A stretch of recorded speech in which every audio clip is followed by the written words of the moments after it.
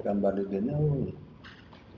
Assalamualaikum warahmatullahi wabarakatuh.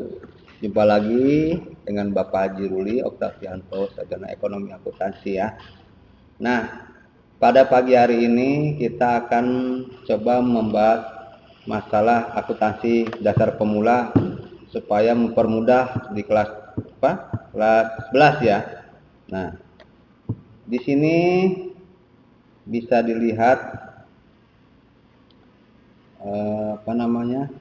bisa dilihat nggak, Nong? Coba diiniin suaranya dibuka. Ya, terima kasih. Kelihatan nggak, Nong? Ya. Kelihatan. Nah, ini baca ya sambil dibimbing ya sama Bapak ya. Memahami akuntansi dasar pemula ya. Pertama, akuntansi merupakan disiplin ilmu yang dapat diterapkan di berbagai pekerjaan ya. Setiap kegiatan memerlukan ilmu akuntansi, baik dalam kegiatan perorangan maupun dalam korporasi ya. Bisa dibaca ya. Nanti dikirimin nanti ya. Nah, memahami apa itu akuntansi?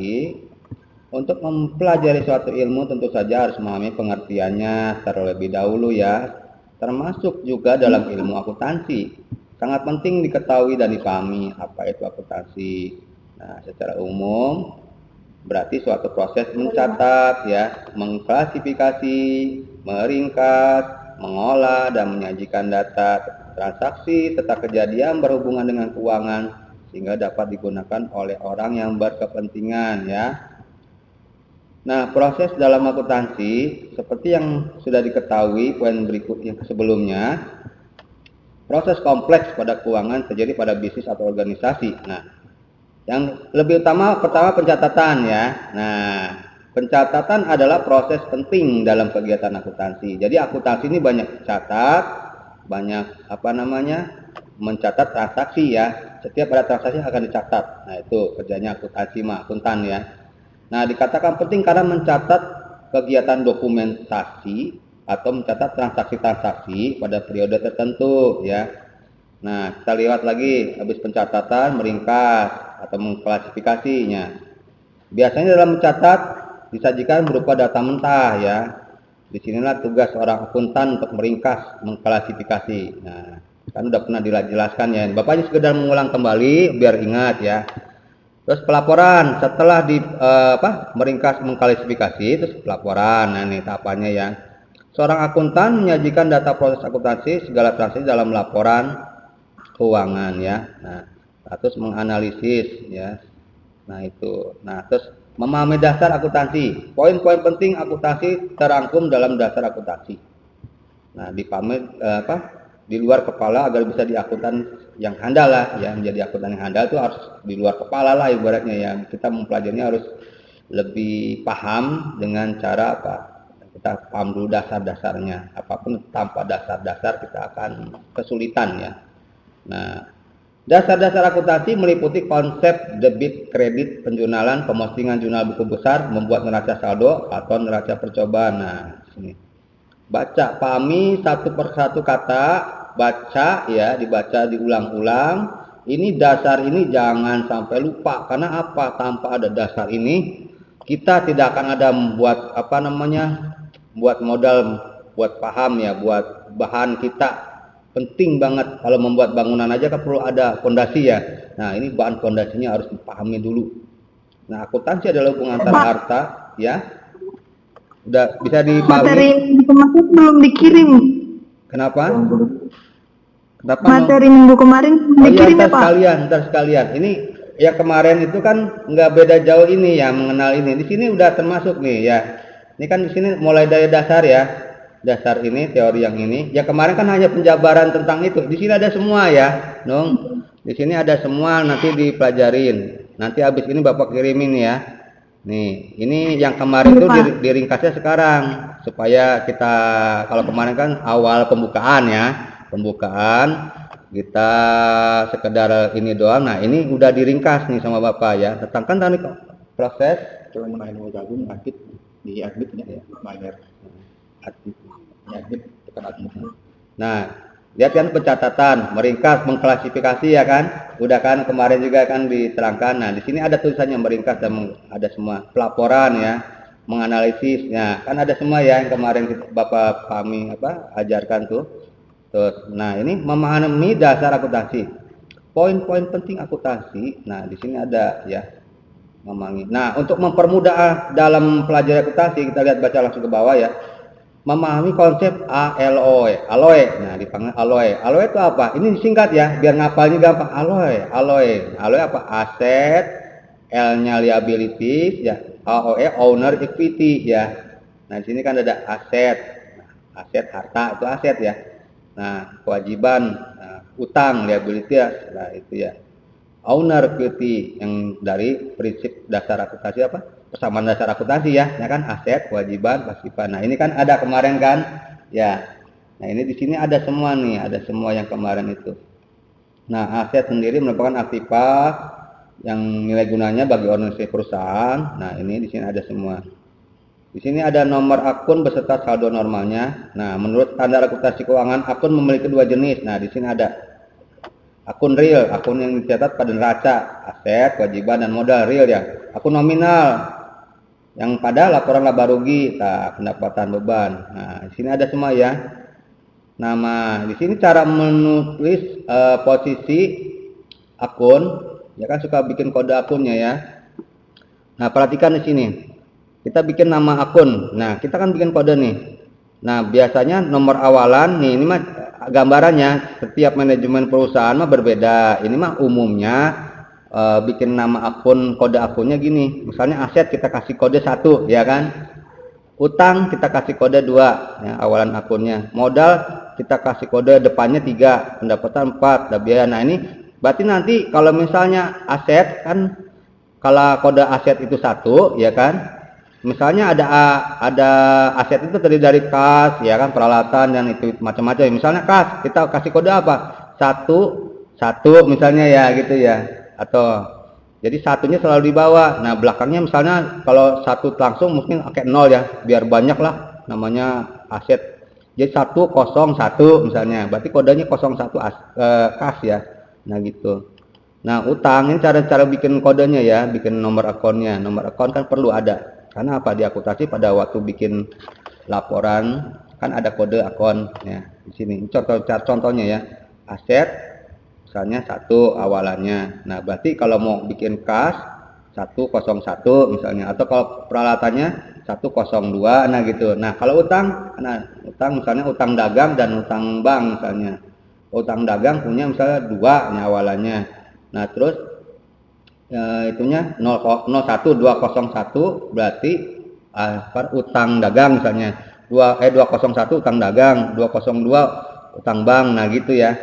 Nah, ini caranya ya. Modal kodenya 3. Nah, kalau modal sendiri misalnya 301 gitu ya. Pendapatan juga kodenya 4. Nah, nanti kalau ada pendapatan, misalnya kan pendapatan banyak, perusahaannya mungkin banyak ya.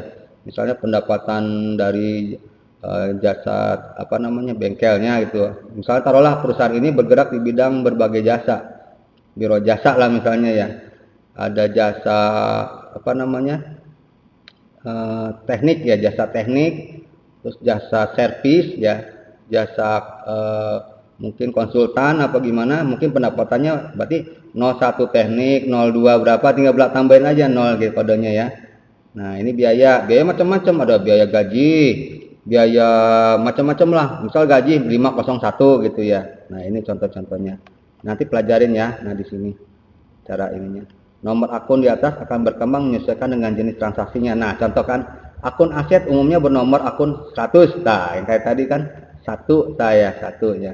Nah, berarti akun-akunnya dari 100 itu sampai 199 ya, misalnya batasnya.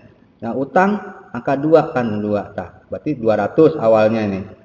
Nah, 299 akun utang. Modal gitu ya. Sini nanti pelajarin baca-baca ya. Baca tuh kayak tadi modal. Nah, ya 399 ya. Nah, itu cara memberi nomor ya. Nomor akunnya. Nah, setelah memahami nama akun, nah berarti penjabaran masing-masing nama aset, harta, aktiva ya, dapat diartikan sebagai sumber daya yang dimiliki. Nah, bisa dibaca utang memiliki arti sebagai tuntutan. Nah, demikian. Nah, baca pendapatan gini, Ya sebenarnya ini kan harusnya udah paham ya. Ini Bapak ulang-ulang biar tahu, biar pinter lagi, diasah lagi ya. Udah lama nggak banyak belajarnya, kita belajar lagi, asah lagi, semakin diasah semakin tajam ya. Kalau belajar sering diulang ya, pasti tampungan kita berpikir maka suka ada waktunya hilang, waktunya banyak gimana, kegiatan lain, rutinitas lain jadi lupa ya. Nah baca lagi. Nah siklus akuntansi, nah pahami lagi.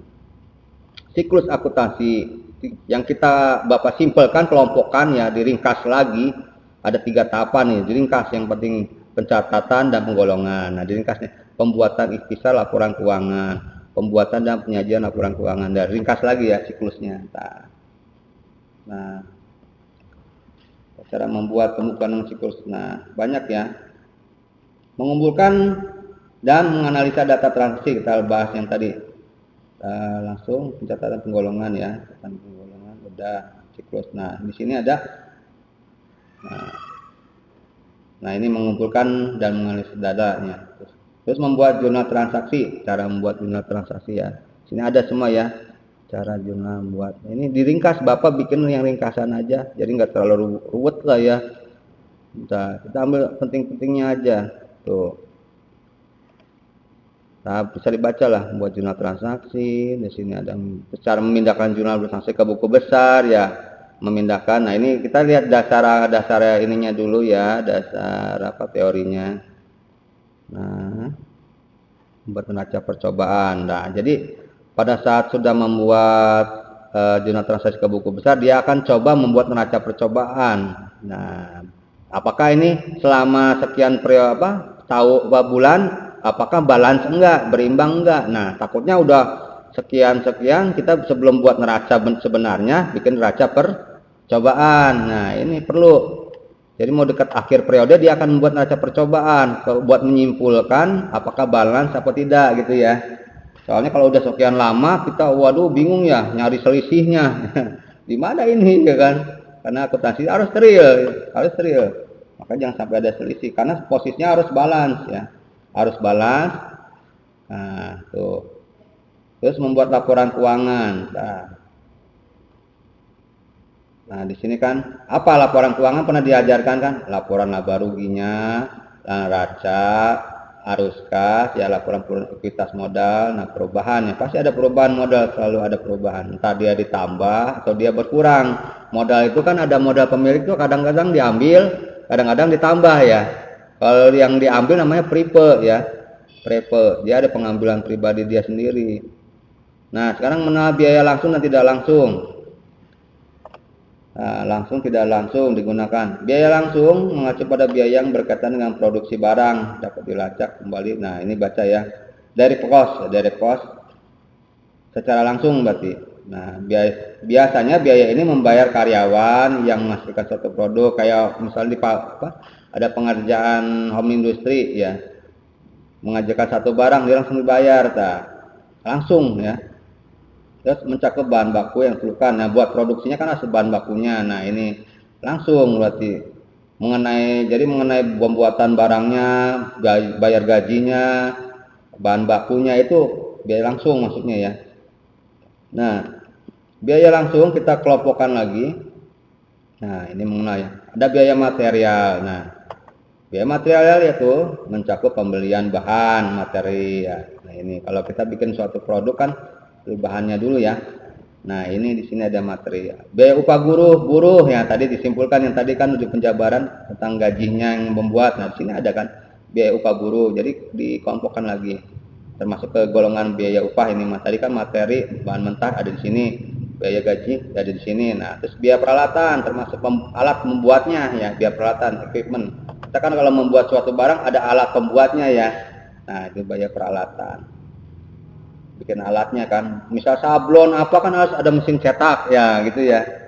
Nah terus biaya tidak langsung. Nah biaya tidak langsung itu termasuk biaya tak terduga. Nah biaya tak terduga, nah ini macam-macam ada dijabarkan. Terus ada yang tidak langsung, biaya overhead. Nah itu termasuk biaya tidak langsung ya, yaitu biaya tambahan tidak terkait langsung dengan proses berjalannya proyek atau pembuatan apapun ya dalam anggaran. Nah ini biaya tambahan ya, yang tidak terkait. Contohnya biaya overhead lapangan. Nah, di sini ada biaya personil lapangan, gudang, kantor lapangan, ini ada ya penjelasannya. Terus overhead kantor. Nah, ini contoh-contohnya ya. Gaji macam-macam ya. Di sini kan emang kok ada gaji pegawai ya, gaji pegawai di luar ya, di luar berarti bukan di luar yang pokok di sini, beda ya, harus bedakan. Karena ada sini juga upah buruh ya. Ini beda upah buruh sama yang di sini ada overhead di luar itu ya. Di luar itu yang ini mah ya. Nah, emang kelihatannya sama gaji pegawai, pegawai mana? Lihat dulu sini bulatannya. Ya, ini mah kan kantor, berarti office. Nah, kalau yang biaya office maksudnya ke overhead ya. Nah, kalau yang ini kan pengerjaan barangnya. Ini mah kalau kita mah buruhnya ya, berarti ya. Kalau yang bikin material. Nah, kayak kan kalau di pabrik kan suka penghitungan ininya suka per berapa unit sekian bayarnya ya. Nah, itu biaya yang langsung tuh, langsung upah buruh, langsung pembuatan barang itu gajinya gitu. Tapi buat yang di office-nya beda asupnya ke biaya apa tadi? Overhead ya, overhead. Nah, yang di kantor, yang di office gajinya di sini ya. Nah, harus tahu profit, keuntungan nah di situ ya. Yaitu nah apa profit kan udah tahu lah tentang keuntungan. Nah, sini ada bisa dibaca-baca. Nah, ini cara menyusun laporan keuangan perusahaan dengan mudah. Langkahnya kan neraca saldo, jadi buat neraca saldo dulu. Nah, awal untuk membuat jurnal penyesuaian dan neraca lajur. Tahap awalnya buat neraca saldo sebelum membuat jurnal penyesuaian dan neraca lajur ya. Tahap awalnya. Nah, jurnal penyesuaian apa? Nah, di sini. Yang tadi kan dibahas menyesuaikan apa? Sesuatu yang sudah berjalan terus ada tambahan yaitu disesuaikan. Lajur, nah worksheet. Nah, apa neraca lajur worksheet? Situ baca. Ini laporan keuangan mulai dari neraca saldo yang disesuaikan dan jadi berkaitan ya, berkaitan. Nah, jurnal penyesuaian. Nah, ini. Nanti Bapak contohkan lah ya ininya ya. Ini laporan keuangan. Nah, jurnal penutup. Nah, nanti kan membahas ini juga belum ya. Ini belum ya, ini kan umum dulu nih.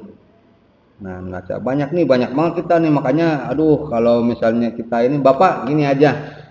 Bapak lagi bikin video tutorial ya, tutorial. Jadi mudah-mudahan selesai, mudah-mudahan. Jadi sedikit-sedikit akan dibikin. Nanti di grup ya, akan Bapak kirimkan, nggak cukup teori ini doang ya. Nanti ada tutorialnya.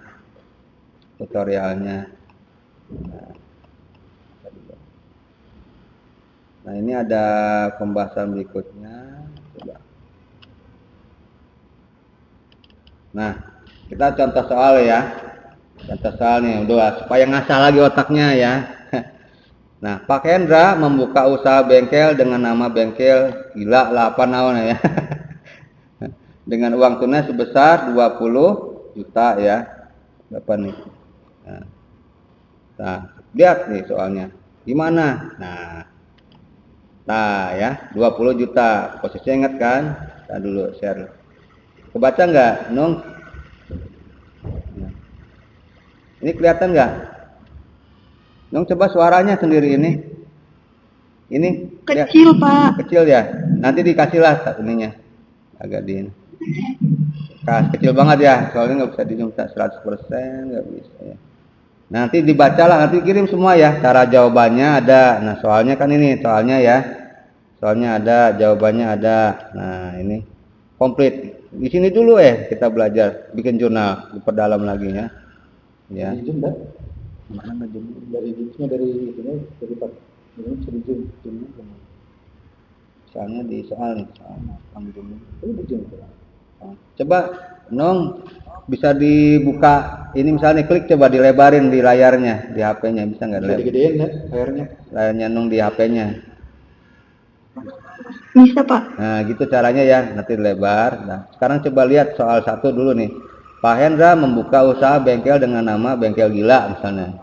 Dan menyetor awal dengan uang tunai sebesar 20 juta ya. Nah, itu perhatikan soalnya. Membuka usaha bengkel, nyetor modal. Nah, coba gambarkan secara ini. Posisinya berarti kalau punya modal akan menambah apa? Dong. Nah, menambah apa ini? Ayo, coba dong suaranya, pengen tahu. Suaranya buka. Ayo, satu soal coba tuh. 20 juta masuknya apa aja? 2 jurnal. Debet. Ya, debetnya apa? Berarti ada uang apa yang masuk? Ada innya apa tuh? Uang. Kas. Nah, kas di Debat. Nah, berarti modal di Kredit. Nah, coba lihat jawabannya nih ya. Klik nih sama Pak, benar nggak? Tek. Nah, ada nggak? Coba Nung, Enggak. benar nggak Nung jawabannya tuh? Benar. Nah, paham ya? Nah, satu-satu dulu. Nah, terus soal yang ke berikutnya. Pak Hendra memberi peralatan sebesar 3 juta. Perlengkapan sebesar 500.000 secara Nah, ingat kata-kata tunai. Berarti ada uang apa? Kas ya. Uang kas tunai itu kas ya.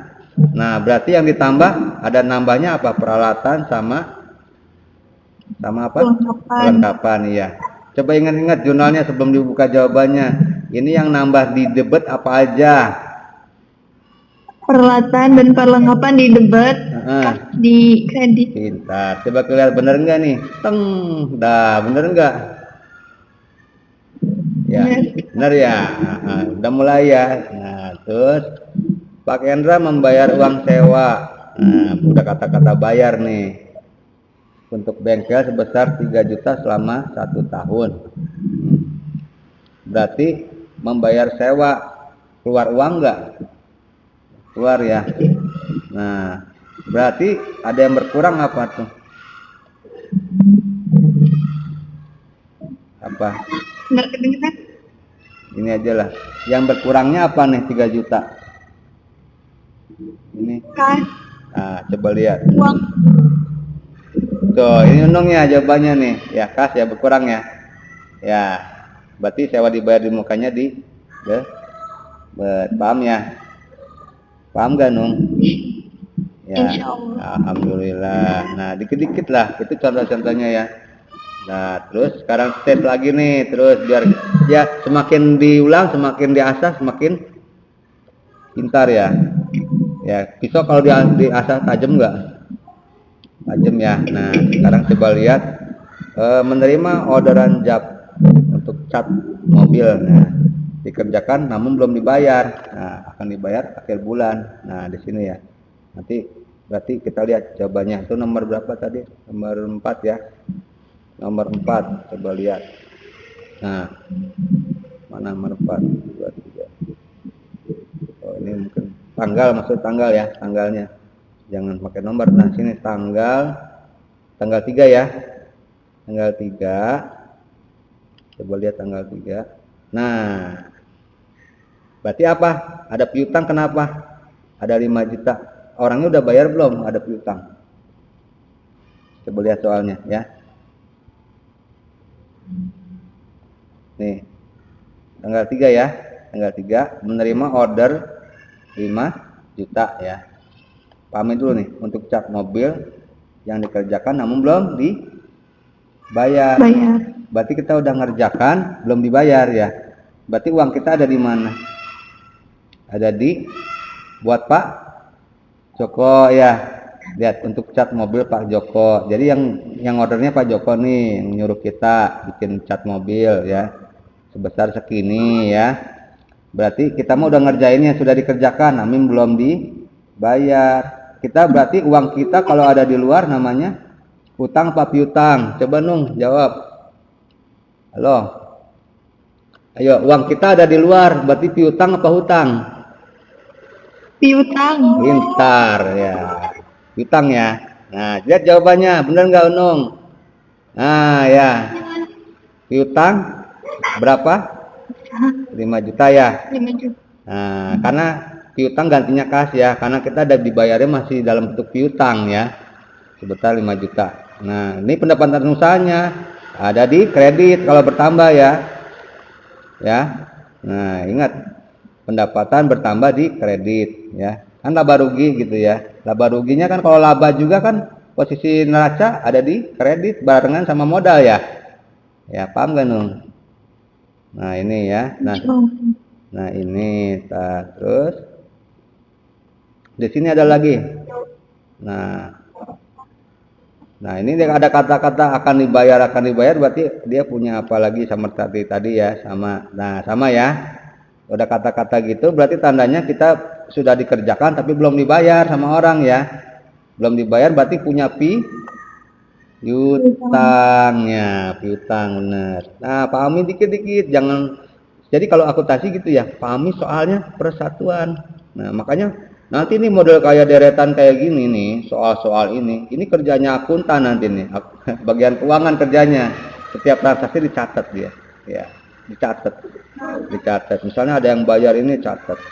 Pak ini bayar ini, berarti tapi catatnya nggak langsung kayak soal, catatnya kayak gini, ya gitu ya, catatnya gini kerjanya nih, ya akuntan mana nanti bagian keuangan catatnya gini, ada transaksi catat langsung, oh ini belum dibayar, berarti piutang, tek. Nah, jadi jurnal ini umum ya, jurnal ini wajib, kalau bahasa Sundanya bahasa Islam yang wajibnya sholat, ini wajibnya nih akuntan, jurnal ya, setiap transaksi tulis tanggalnya, tulis transaksinya tuh. Ya, transaksinya ya, setiap per tanggal itu ya. Hari ini tanggal ini ada sewa nih. Hari ini tanggal ini ada piutang nih.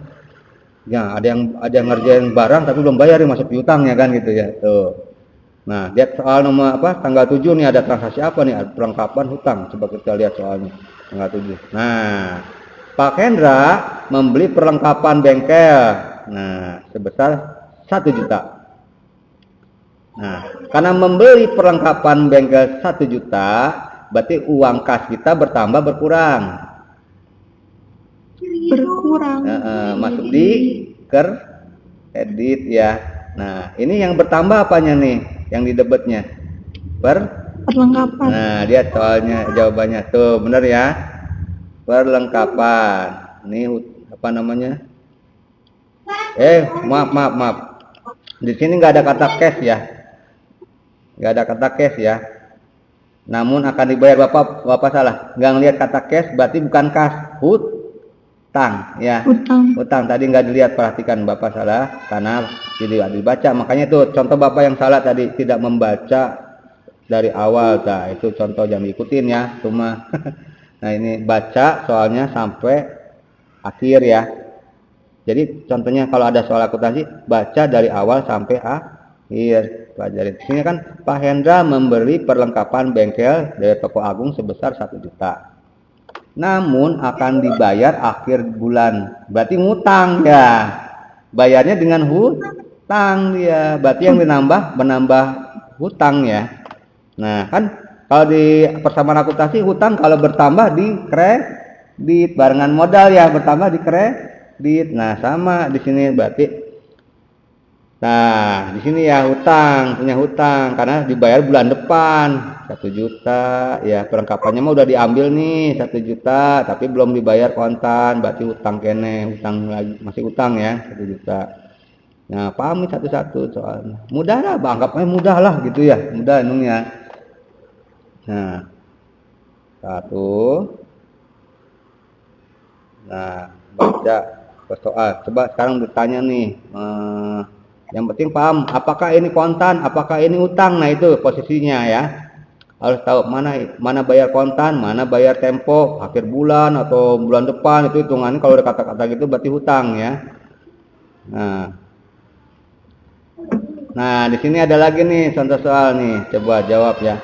Menerima order job sebesar 9 juta. Nah, dapat orderan job nih 9 juta nih. Sudah dikerjakan, namun masih dibayar 3. Nah, ini variasi nih.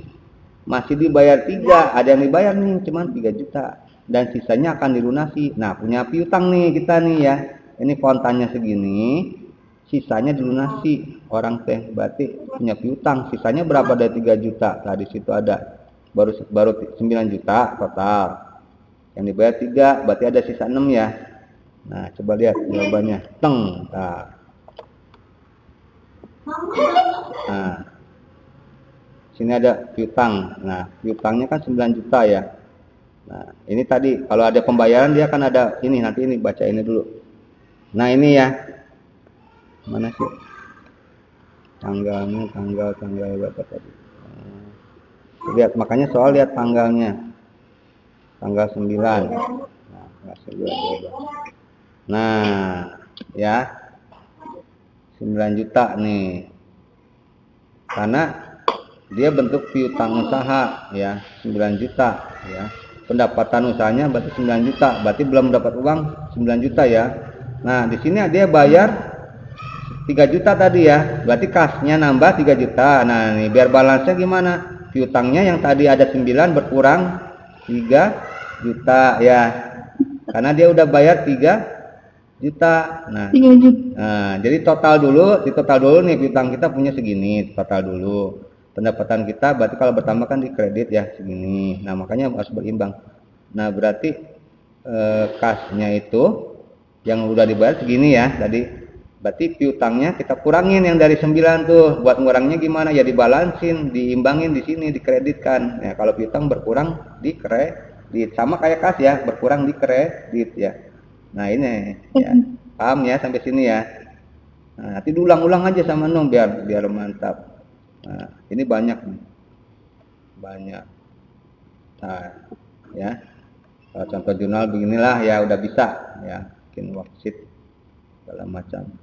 Jurnal. Nah. Ya, mungkin cukup dulu kali ya. Nanti Bapak kirimkan semuanya ini termasuk contoh soalnya, termasuk tadi teorinya ke grup ya. Silakan nanti dipelajarin lebih lanjut lah ya.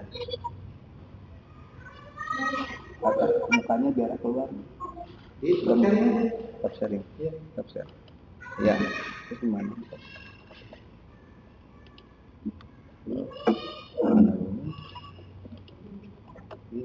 Ya, tanda dulu ada sedikit trouble mau di.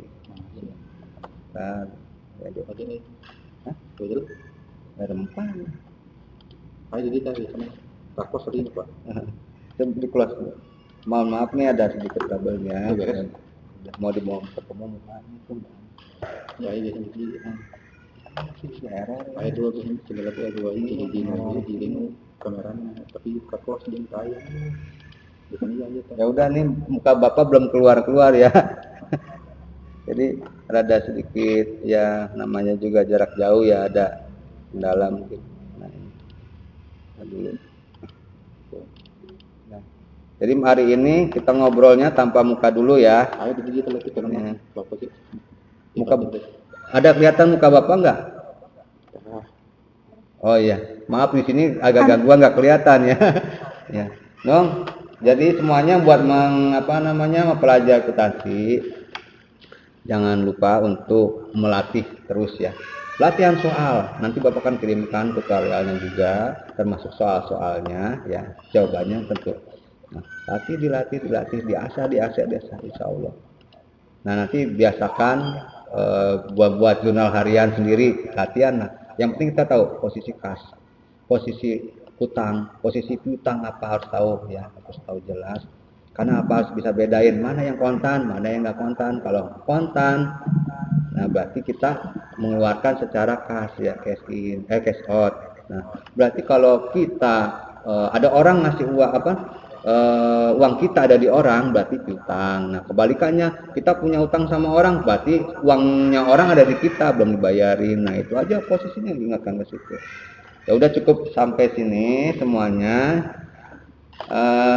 Bapak cukup dengan bacaan alhamdulillah ya. Assalamualaikum warahmatullahi wabarakatuh.